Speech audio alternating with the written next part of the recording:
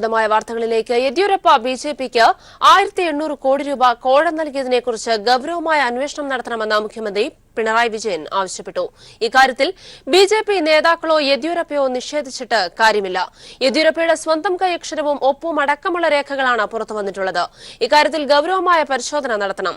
വിശദാംശങ്ങൾ നൽകാൻ സന്തോഷ് ചേരുകയാണ്. സന്തോഷ്, തീർച്ചയായും ബിജെപിയുടെ ഭാഗത്തുനിന്ന് വന്ന യെദ്യൂരപ്പ നടത്തിയ വൻ ഒരു ക്രമക്കേട് എന്ന് തന്നെ പറയാം. തെരഞ്ഞെടുപ്പ് അടുക്കുന്ന സാഹചര്യത്തിൽ സ്വാധീനിക്കാൻ നടത്തിയ ഒരു നീക്കം അത് പുറത്തുവരുന്നു. ഡയറി അടക്കം തെളിവുകളോടെ യെദ്യൂരപ്പ നടത്തിയ ക്രമക്കേട് പുറത്തു വരുമ്പോൾ തീർച്ചയായും ഒരു അന്വേഷണം വേണം. മുഖ്യമന്ത്രി എന്തെല്ലാം കാര്യങ്ങളാണ് ഈ ഒരു വിഷയത്തിൽ ഏതു തരത്തിൽ അന്വേഷണം നടത്തണമെന്നതാണ് അദ്ദേഹം പ്രതികരിച്ചത്? വിശദാംശങ്ങൾ. ക്രിസ്റ്റി, യെദ്യൂരപ്പ ബിജെപിക്ക് 1800 കോടി രൂപ കോഴ നൽകിയതിനെ കുറിച്ച് കോടതി മേൽനോട്ടത്തിൽ പ്രത്യേക അന്വേഷണ സംഘം രൂപീകരിച്ച് അന്വേഷണം നടത്തണമെന്നാണ് മുഖ്യമന്ത്രി പിണറായി വിജയൻ ആവശ്യപ്പെട്ടിരിക്കുന്നത്. കണ്ണൂർ ധർമ്മടത്ത് LDF കുടുംബ സംഗമത്തിൽ സംസാരിക്കവെയാണ് ഈ ബിജെപി നടത്തിയിട്ടുള്ള വലിയ അഴിമതിയിൽ ഗൗരവമായ അന്വേഷണം വേണം എന്നുള്ള ആവശ്യം മുഖ്യമന്ത്രി ഉന്നയിച്ചിരിക്കുന്നത്. യെദ്യൂരപ്പയുടെ സ്വന്തം കയ്യക്ഷരവും ഒപ്പുമടക്കമുള്ള രേഖകളാണ് പുറത്തു വന്നിട്ടുള്ളത്. അതുകൊണ്ട് തന്നെ ഇക്കാര്യത്തിൽ ഗൗരവമായ പരിശോധന നടത്തണം. കേന്ദ്ര സർക്കാരിന്റെ കീഴിലുള്ള ഏജൻസികൾ അന്വേഷിച്ചിട്ട് കാര്യമില്ല. യഥാർത്ഥ സത്യം പുറത്തു വരാൻ സഹായിക്കില്ല. അതുകൊണ്ട് തന്നെ അവർക്ക് ആവശ്യമുള്ളതുപോലെ ഉപയോഗിക്കുകയാണ്. പല കേന്ദ്ര ഏജൻസികളെയും കേന്ദ്ര സർക്കാർ ഉപയോഗിക്കുകയാണ്. അതുകൊണ്ട് തന്നെ സത്യം പുറത്തു വരണമെങ്കിൽ കോടതിയുടെ മേൽനോട്ടത്തിലുള്ള ഏജൻസികളാണ് അന്വേഷിക്കേണ്ടത്. കോടതിയുടെ നിർദ്ദേശമനുസരിച്ച് രൂപീകരിക്കുന്ന പ്രത്യേക അന്വേഷണ സംഘം ഇത് അന്വേഷിക്കണം. 1800 കോടി രൂപ കൊടുത്തെങ്കിൽ ഇതിന്റെ ഉറവിടം എന്താണെന്ന് കണ്ടെത്തണം. എവിടെ നിന്നാണ് ഈ പണം വന്നത് എന്നുള്ള കാര്യം കണ്ടെത്തണം. എന്താണ് സർക്കാരിന് ഉപയോഗിച്ച് ചെയ്തത് എന്നിവയെല്ലാം അന്വേഷണത്തിന്റെ ഭാഗമാക്കണമെന്ന് മുഖ്യമന്ത്രി കണ്ണൂർ ധർമ്മടത്ത് ആവശ്യപ്പെട്ടു. വലിയ രീതിയിലുള്ള ഇന്ത്യൻ രാഷ്ട്രീയത്തിൽ തന്നെ ഉയർന്നിട്ടുള്ള ഏറ്റവും വലിയ ഒരു കോഴ ആരോപണങ്ങളിൽ ഒന്നായതുകൊണ്ട് തന്നെ ഗൗരവമായ അന്വേഷണം വേണം എന്നുള്ള ആവശ്യമാണ് മുഖ്യമന്ത്രി പിണറായി വിജയനിൽ നിന്നും ഉണ്ടായിട്ടുള്ളത്. ഏതായാലും CBI ഉൾപ്പെടെയുള്ള കേന്ദ്ര ഏജൻസികളെ സ്വാധീനിക്കാൻ കേന്ദ്ര സർക്കാരിന് കഴിയും എന്നുള്ളത് കൊണ്ട് കോടതിയുടെ മേൽനോട്ടത്തിൽ പ്രത്യേക അന്വേഷണ സംഘം രൂപീകരിക്കുകയും കോടതിയുടെ മേൽനോട്ടത്തിൽ തന്നെ അന്വേഷണം നടത്തി ഇതിന്റെ സത്യം പുറത്തു കൊണ്ടുവരണം എന്നാണ് മുഖ്യമന്ത്രി ആവശ്യപ്പെട്ടിരിക്കുന്നത്. തീർച്ചയായും സന്തോഷ്, ഇനിയൊരു തെരഞ്ഞെടുപ്പ് വരാനിരിക്കുന്ന സാഹചര്യം കൂടിയാണ്. ബിജെപി എല്ലാവിധ സ്ഥാപനങ്ങളെയും കൈയടക്കി അവർക്ക് അനുകൂലമാകുന്ന രീതിയിൽ കാര്യങ്ങൾ മാറ്റിമറിക്കാൻ ബിജെപിയെ സംബന്ധിച്ചിടത്തോളം അങ്ങനെയാണ് അവരുടെ കീഴ്വഴക്കവും.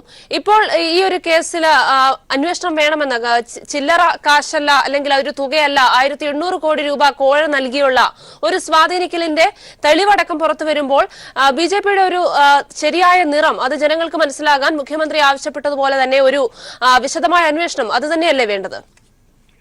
തീർച്ചയായും മുഖ്യമന്ത്രി ആവശ്യപ്പെട്ടിരിക്കുന്നത് ഈ അന്വേഷണത്തിന്റെ പരിധിയിൽ ഉൾപ്പെടുത്തേണ്ട കാര്യങ്ങൾ ഇവയാണ്. ഒന്ന്, ഈ പണത്തിന്റെ ഉറവിടം 1800 കോടി രൂപ എവിടെ നിന്നാണ് വന്നത് എന്നുള്ള കാര്യം അന്വേഷണത്തിന്റെ പരിധിയിൽ ഉൾപ്പെടുത്തുകയും അത് കണ്ടെത്തുകയും ചെയ്യണം. ഈ 1800 രൂപ കോഴ നൽകിയത് കൊണ്ട് സർക്കാർ എന്തൊക്കെ സർക്കാരിനെ ഉപയോഗിച്ച് ചെയ്യാൻ കഴിഞ്ഞു, കേന്ദ്ര സർക്കാരിനെ ഉപയോഗിച്ച് എന്തൊക്കെ ചെയ്യാൻ കഴിഞ്ഞു, അതോടൊപ്പം തന്നെ ഈ യെദ്യൂരപ്പക്ക് എന്തൊക്കെ തരത്തിലുള്ള അഴിമതികൾക്ക് സഹായം ചെയ്തു നൽകി BJP നേതൃത്വം എന്നതുൾപ്പെടെയുള്ള കാര്യങ്ങൾ അന്വേഷിച്ച് പുറത്തു കൊണ്ടുവരണം എന്നാണ് മുഖ്യമന്ത്രി പിണറായി വിജയൻ ആവശ്യപ്പെട്ടിരിക്കുന്നത്. ഏതായാലും കേന്ദ്ര ഏജൻസികൾക്ക് വിശ്വാസയോഗ്യമായിട്ടുള്ള ഒരു അന്വേഷണം ഇക്കാര്യത്തിൽ നടത്താൻ കഴിയില്ല എന്നുള്ള കാര്യം ഉറപ്പാണ്. അതുകൊണ്ട് തന്നെയാണ് കോടതിയുടെ മേൽനോട്ടത്തിൽ ഒരു അന്വേഷണ സംഘം രൂപീകരിച്ച് അന്വേഷണം നടത്തുകയും ഈ കാര്യങ്ങൾ അന്വേഷണത്തിന്റെ പരിധിയിൽ കൊണ്ടുവന്നുകൊണ്ട് ജനങ്ങളെ സത്യം ബോധ്യപ്പെടുത്താനുള്ള ഉത്തരവാദിത്വം ഉണ്ട്. മറ്റൊരു കാര്യം, ഇതിൽ BJPയും RSSും ഇപ്പോൾ പല നിഷേധവുമായി രംഗത്തെത്തിയിട്ടുണ്ട്. എന്നാൽ ഇത്തരത്തിൽ ഈ കോഴയെ നിഷേധിച്ചതുകൊണ്ട് കാര്യമില്ല. യാഥാർത്ഥ്യം എന്താണ് എന്നുള്ള കാര്യം യെദ്യൂരപ്പയുടെ സ്വന്തം കയ്യക്ഷരവും ഒപ്പുമടക്കമുള്ള രേഖകളാണ് പുറത്തു വന്നിട്ടുള്ളത്. അതുകൊണ്ട് തന്നെ ഇക്കാര്യത്തിൽ BJP നേതാക്കളോ യെദ്യൂരപ്പ തന്നെയോ ഈ കാര്യം കോഴ നൽകിയിട്ടില്ല എന്നുള്ള കാര്യം നിഷേധിച്ചിട്ടും കാര്യമില്ല. തെളിവുകളുടെ അടിസ്ഥാനത്തിൽ പ്രഥമ ദൃഷ്ട്യാ തന്നെ ഇത് വൻ കോഴയാണ് എന്നുള്ള കാര്യം വ്യക്തമായിട്ടുണ്ട്. അതുകൊണ്ട് തന്നെയാണ് പ്രത്യേക അന്വേഷണ സംഘം ഇക്കാര്യം അന്വേഷിച്ച് സത്യം പുറത്തു കൊണ്ടുവരണമെന്ന് മുഖ്യമന്ത്രി ആവശ്യപ്പെട്ടിരിക്കുന്നത്. സന്തോഷ്, അതേസമയം തന്നെ കാവൽക്കാരനെന്നാണ് പ്രധാനമന്ത്രി സ്വയം വിശേഷിപ്പിക്കുന്നത്. മോദിയുടെ ഭരണകാലത്ത് എന്നാൽ വികസനം നടന്നത് കോർപ്പറേറ്റുകളിലാണെന്ന്, അതാണ് യഥാർത്ഥത്തിൽ ഒരു വാസ്തവം എന്ന് പറയുന്നതും. ഇത്തരത്തിൽ യെദ്യൂരപ്പയിലൂടെ ഇപ്പോൾ പുറത്തു വന്നേക്കുന്നത് ഇതിന്റെ ഒരു അവസാനത്തെ ഉദാഹരണം മാത്രമല്ലേ? തീർച്ചയായും ഈ 1800 കോടി രൂപ കോഴ നൽകിയത് മുഖാന്തരം എന്തൊക്കെ തരത്തിലുള്ള അഴിമതികൾ പുറത്തു വന്നിട്ടുണ്ട് എന്നുള്ള കാര്യം, അഴിമതികൾ നടന്നിട്ടുണ്ട് എന്നുള്ള കാര്യമാണ് പുറത്തു വരാനുള്ളത്. കാരണം എന്തൊക്കെ തരത്തിലുള്ള അഴിമതികൾ നടത്താൻ അല്ലെങ്കിൽ മറ്റ് സർക്കാർ സംവിധാനങ്ങൾ ഉപയോഗിച്ച് അഴിമതികൾ നടത്താൻ യെദ്യൂരപ്പയ്ക്ക് BJP നേതൃത്വം, കേന്ദ്രത്തിൽ ഭരണത്തിലിരിക്കുന്ന BJP നേതൃത്വം സഹായം ചെയ്തു കൊടുത്തിട്ടുണ്ട് എന്നുള്ള കാര്യമാണ് വ്യക്തമാകേണ്ടതുണ്ട്. ഏതായാലും എല്ലാ പ്രമുഖരായിട്ടുള്ള എല്ലാ BJP നേതാക്കൾക്കും കേന്ദ്ര മന്ത്രിസ്ഥാനത്ത് ഉൾപ്പെടെയുള്ള BJP നേതാക്കൾക്കാണ് വൻ തുക കോഴയായി യെദ്യൂരപ്പ നൽകിയിട്ടുണ്ട് എന്നുള്ള കാര്യം പുറത്തു വന്നത്. അതുകൊണ്ട് തന്നെയാണ് ഈ വിഷയങ്ങളെല്ലാം തന്നെ ഉൾക്കൊള്ളിച്ചുകൊണ്ട് അന്വേഷണ പരിധിയിൽ ഉൾപ്പെടുത്തിക്കൊണ്ട് സമഗ്രമായ അന്വേഷണം നടത്തി സത്യം പുറത്തു കൊണ്ടുവരണം എന്നുള്ള ആവശ്യം മുഖ്യമന്ത്രി പിണറായി വിജയൻ ഉന്നയിച്ചിരിക്കുന്നു. വ്യക്തമാണ് സന്തോഷ്. യെദ്യൂരപ്പ 1800 കോടി രൂപ കോഴ നൽകിയ സംഭവം വെറുതെ തള്ളിക്കളയാനാവില്ലെന്ന് മുഖ്യമന്ത്രി പ്രതികരിക്കുകയായിരുന്നു. ഈ വിഷയത്തിൽ സമഗ്രമായ അന്വേഷണം വേണമെന്നും ഇതിൽ ഉൾപ്പെടുന്ന എല്ലാ നേതാക്കളെയും സംബന്ധിച്ചുള്ള കാര്യങ്ങൾ പൊതുജനമധ്യേ എത്തണമെന്നും അദ്ദേഹം ധർമ്മടത്ത് ആവശ്യപ്പെട്ടു. വിശദാംശങ്ങൾ നൽകിയത് സന്തോഷാണ്. മുഖ്യമന്ത്രി സ്ഥാനത്തിനായി BS യെദ്യൂരപ്പ BJP കേന്ദ്ര നേതാക്കൾക്ക് കോടികൾ നൽകിയെന്ന വെളിപ്പെടുത്തലിനെ സജീവ തെരഞ്ഞെടുപ്പ് പ്രചരണ വിഷയമാക്കാൻ കോൺഗ്രസ്. മെഹി ചൌക്കിദാർ എന്ന പേരിൽ BJP നടത്തുന്ന പ്രചരണത്തിന് വിലങ്ങിടാൻ റഫാലിനൊപ്പം എഡി ഡയറിയും വിഷയമാക്കാനാണ് കോൺഗ്രസ് തീരുമാനം. എന്നാൽ മറുപടിയായി DK ശിവകുമാറിനെതിരായ ആരോപണങ്ങൾ ഉയർത്തിയായിരിക്കും BJP പ്രതിരോധിക്കുക. അഴിമതി ആരോപണങ്ങൾ കൊണ്ടും അതിരുവിട്ട ധനസമ്പാദനം കൊണ്ടുമെല്ലാം നിരന്തരം വാർത്തകളിൽ നിറഞ്ഞു നിന്ന കർണാടകയിലെ കോൺഗ്രസ് നേതാവാണ് DK ശിവകുമാർ. സംസ്ഥാനത്തെ കോൺഗ്രസ് JDS സഖ്യ സർക്കാരിനെ താഴെയിറക്കാൻ BJP നടത്തിയ ഓപ്പറേഷൻ താമരയെ കോൺഗ്രസ് പരാജയപ്പെടുത്തിയത് DKയുടെ തന്ത്രങ്ങളിലൂടെയായിരുന്നു. അതിനാൽ കേന്ദ്ര സർക്കാരിന്റെ അന്വേഷണ ഏജൻസികൾ എല്ലാ കാലത്തും DK ശിവകുമാറിന്റെ പിന്നിലുണ്ടായിരുന്നു. 2016 DK ശിവകുമാറിന്റെ വീട്ടിൽ നടത്തിയ ഒരു റെയ്ഡിലായിരുന്നു യെദ്യൂരപ്പയെയും BJP കേന്ദ്ര നേതാക്കളെയും പ്രതിരോധത്തിലാക്കിയ വിവാദ ഡയറിയുടെ വരവ്. റെയ്ഡിനിടെ ഡയറിക്കുറിപ്പിന്റെ പകർപ്പ് DK തന്നെയാണ് ആദായ നികുതി വകുപ്പിന് നൽകിയത്. എന്നാൽ ഒറിജിനൽ കണ്ടെത്താനായിട്ടില്ലെന്നും രേഖയുടെ ഉറവിടം വ്യക്തമാക്കാൻ DK ശിവകുമാർ തയ്യാറായില്ലെന്നും ആദായ നികുതി വകുപ്പ് പറയുന്നു. രേഖയുടെ ആധികാരികത സംബന്ധിച്ച തർക്കങ്ങളിൽ തീരുമാനം ആയാലും ഇല്ലെങ്കിലും വിഷയം പ്രചാരണ വിഷയമാക്കി ചർച്ചയാക്കാനാണ് കോൺഗ്രസ് ശ്രമിക്കുക. വരും ദിവസങ്ങളിൽ കോൺഗ്രസ് പ്രചാരണ വേദികളിൽ ആരോപണം ഉയർന്നു കേൾക്കും. ഇതിനെ DK ശിവകുമാറുമായി ബന്ധപ്പെട്ട് ആദായ നികുതി വകുപ്പ് പിടിച്ചെടുത്ത രേഖകൾ പുറത്തുവിട്ട BJP പ്രതിരോധിക്കുമെന്നാണ് റിപ്പോർട്ടുകൾ. ബാംഗ്ലൂരിലെ സ്റ്റീൽ ഫ്ളൈഓവർ അഴിമതി ആരോപണവുമായി ബന്ധപ്പെട്ട ഒരു ഡയറി കണ്ടെത്തിയിട്ടുണ്ടെന്നും അതിൽ സോണിയാഗാന്ധിയുടെയും രാഹുൽ ഗാന്ധിയുടെയും പേരുകൾ പരാമർശിക്കുന്നുണ്ടെന്നുമാണ് കഴിഞ്ഞ ദിവസം കേന്ദ്രമന്ത്രി രവിശങ്കർ പ്രസാദ് പറഞ്ഞത്. ചുരുക്കത്തിൽ ആരോപണ പ്രത്യാരോപണങ്ങളിൽ കലുഷിതമാകുന്ന ദിവസങ്ങളാണ് വരാനിരിക്കുന്നത്. News bureau, Delhi. പത്തനംതിട്ടയെ ചൊല്ലിയുള്ള തർക്കം തീരുന്നില്ല. BJP രണ്ടാംഘട്ട സ്ഥാനാർത്ഥി പട്ടികയിലും പത്തനംതിട്ടയിലെ സ്ഥാനാർത്ഥിയെ പ്രഖ്യാപിച്ചിട്ടില്ല. K. സുരേന്ദ്രനെ മത്സരിപ്പിക്കാനുള്ള നീക്കത്തിൽ PS ശ്രീധരൻപിള്ള അതൃപ്തി അറിയിച്ചതോടെയാണ് പ്രതിസന്ധി കടുത്തത്. അതേസമയം തൃശൂർ സീറ്റിൽ BDJS തന്നെ മത്സരിക്കുമെന്ന് തുഷാർ വെള്ളാപ്പള്ളിയും വ്യക്തമാക്കി.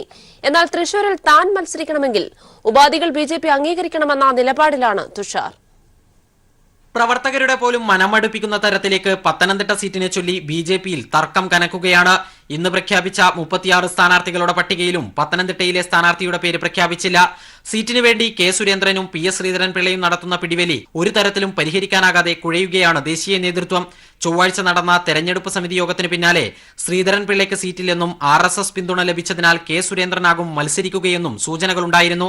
ഇതോടെ K. സുരേന്ദ്രൻ മണ്ഡലത്തിൽ സജീവമാകുകയും ചെയ്തു. എന്നാൽ ജില്ലാ കമ്മിറ്റിയും സംസ്ഥാന കമ്മിറ്റിയും നൽകിയ പട്ടികകളിലെ ഏക പേരുകാരനായ തന്നെ ഒഴിവാക്കുന്നത് അംഗീകരിക്കാനാകില്ലെന്ന് PS ശ്രീധരൻപിള്ള നിലപാടെടുത്തു. ഇതോടെയാണ് സ്ഥാനാർത്ഥി നിർണയത്തിൽ അനിശ്ചിതത്വം കടുത്തത്. പ്രഖ്യാപനം വൈകുന്നത് സ്ഥാനാർത്ഥിയുടെ കാര്യത്തിൽ ദേശീയ നേതൃത്വം പുനരാലോചനകൾ നടത്തുന്നതിന്റെ കൂടി സൂചനയാണ്. തൃശൂരിൽ തുഷാർ മത്സരിക്കുന്നില്ലെങ്കിൽ K. സുരേന്ദ്രന് വേണ്ടി സീറ്റ് ഏറ്റെടുക്കുവാനുള്ള ആലോചനയും BJPയിൽ സജീവമാണ്. എന്നാൽ തൃശൂർ സീറ്റിൽ BDJS തന്നെ മത്സരിക്കുമെന്ന് വ്യക്തമാക്കി തുഷാർ വെള്ളാപ്പള്ളി രംഗത്തെത്തി. അങ്ങനെ പ്രതിസന്ധിയൊന്നുമില്ല. ഞങ്ങൾ എല്ലാവരോടും കൂടി ആലോചിച്ച് എങ്ങനെ വേണം എന്നുള്ളത് ഒരു ഫൈനൽ തീരുമാനം ഞങ്ങളുടെ പാർട്ടിയുടെ നിലയ്ക്ക് എടുക്കണം. അത് കഴിഞ്ഞാൽ ഉടൻ തന്നെ ഡിക്ലെയർ ചെയ്യുന്നതായിരിക്കും. അതിന് ഞങ്ങൾക്ക് യാതൊരു തടസ്സങ്ങളും ഡിക്ലെയർ ചെയ്യുന്നതിനില്ല.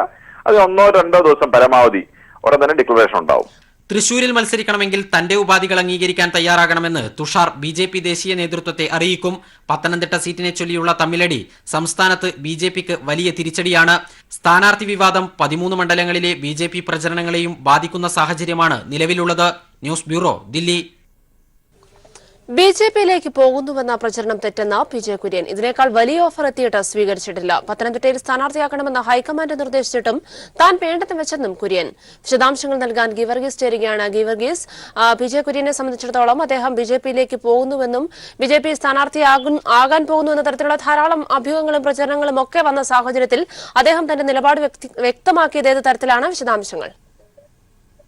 ക്രിസ്റ്റീൻ, പത്തനംതിട്ടയിലെ BJP സ്ഥാനാർത്ഥിയുമായി ബന്ധപ്പെട്ട് വ്യക്തത ഇതുവരെ വന്നിട്ടില്ല. ഇതിനിടയിലാണ് PJ കുര്യൻ BJPയുടെ സ്ഥാനാർത്ഥിയായി ഇവിടെ മത്സരിക്കുമെന്ന വാർത്തകൾ പുറത്തു വന്നത്.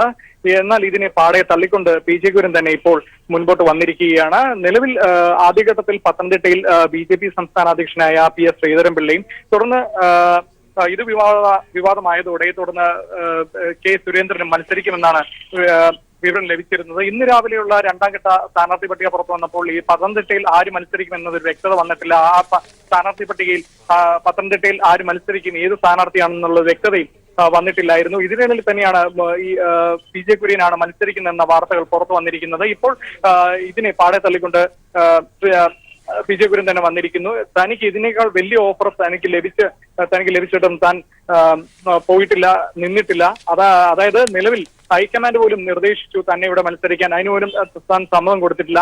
ഈ സാഹചര്യത്തിൽ BJPയിലേക്ക് മാറി താൻ സ്ഥാനാർത്ഥിയെ നിൽക്കാൻ സാധ്യതയില്ലെന്നല്ല, താൻ മത്സരിക്കില്ല എന്നാണ് അദ്ദേഹം വ്യക്തമാക്കിയിരിക്കുന്നത്. നിലവിൽ അദ്ദേഹത്തിന്റെ ഈ നിലപാട് ഏറ്റവും കൂടുതൽ ആശ്വാസകരമായിരിക്കുന്നത് കോൺഗ്രസിനും BJPക്കും തന്നെയാണ്.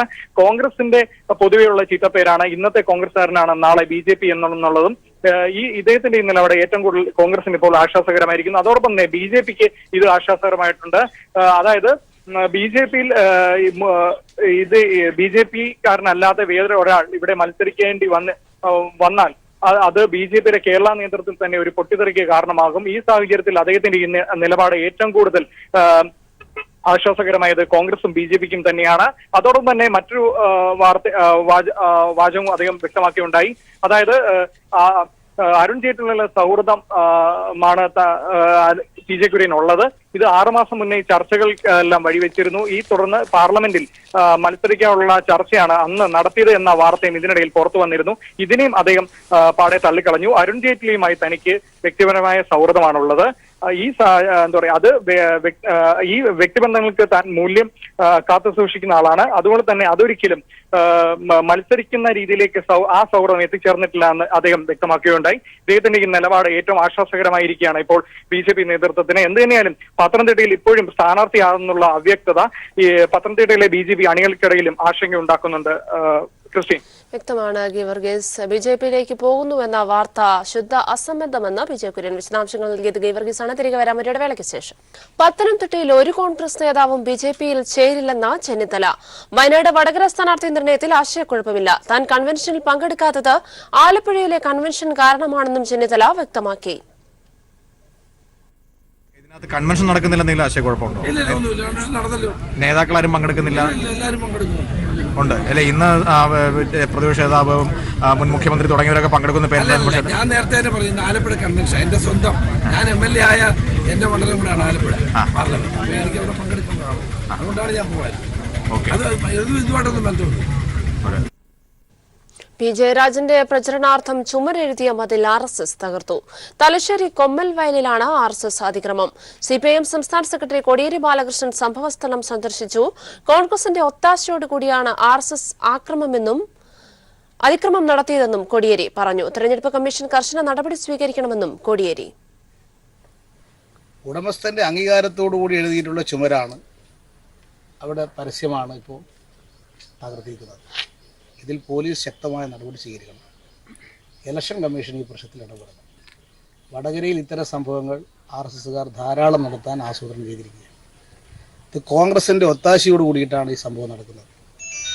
കോൺഗ്രസ് ഈ സംഭവത്തെ അപലപിക്കാൻ തയ്യാറുണ്ടോ? UDFന്റെ നേതൃസംഘം ഇവിടെ സന്ദർശിച്ച് ഈ സംഭവത്തെ അപലപിക്കണം. RSS നടത്തുന്ന ഇത്തരം അക്രമങ്ങളെ അപലപിക്കാൻ UDF നേതൃത്വം തയ്യാറുണ്ടോ എന്നവർ വ്യക്തമാക്കും. ഓച്ചിറയിൽ നിന്നും പെൺകുട്ടിയെ തട്ടിക്കൊണ്ടുപോയ കേസിൽ അന്വേഷണം മഹാരാഷ്ട്രയിലേക്ക് വ്യാപിപ്പിക്കുന്നു. രാജസ്ഥാനിൽ നടത്തിയ അന്വേഷണത്തിൽ പെൺകുട്ടിയെയും മുഹമ്മദ് റോഷനെയും പോലീസിന് കണ്ടെത്താനായിരുന്നില്ല. ഈ സാഹചര്യത്തിലാണ് അന്വേഷണം മഹാരാഷ്ട്രയിലേക്ക് വ്യാപിപ്പിക്കാൻ അന്വേഷണ സംഘത്തിന് ഉന്നത പോലീസ് നിർദ്ദേശം ലഭിച്ചത്. ബിന്ദു കൃഷ്ണ നടത്തിവന്ന ഉപവാസം അവസാനിപ്പിച്ചു.